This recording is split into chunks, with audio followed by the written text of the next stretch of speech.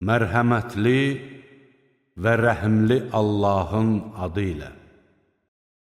Sizlərdən ölən və özündən sonra zövcələr qoyub gedən kimsələr, zövcələrinə 1 ilin tamamınadək evlərindən çıxarılmamaq şərti ilə baxılmasını vəsiyyət etməlidirlər.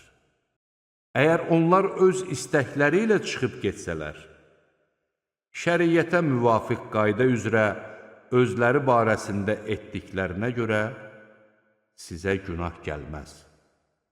Allah qüdrətlidir, müdrikdir.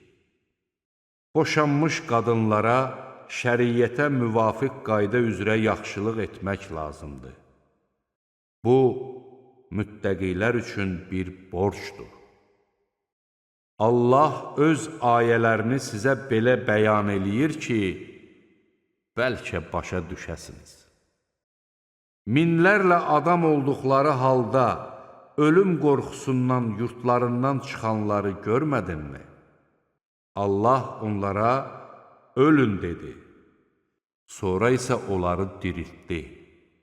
Doğrudan da Allah insanlara qarşı lütfkardır. Lakin insanların çoxu buna şükür etmir.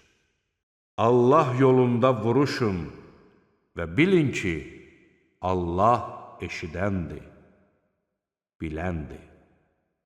Kim Allaha gözəl bir borc versə, malından Allah yolunda xərcləsə, o da onun üçün bunu qat-qat artırar. Allah kimisinin ruzisini azaldar, kimisinin ruzisini də artırar.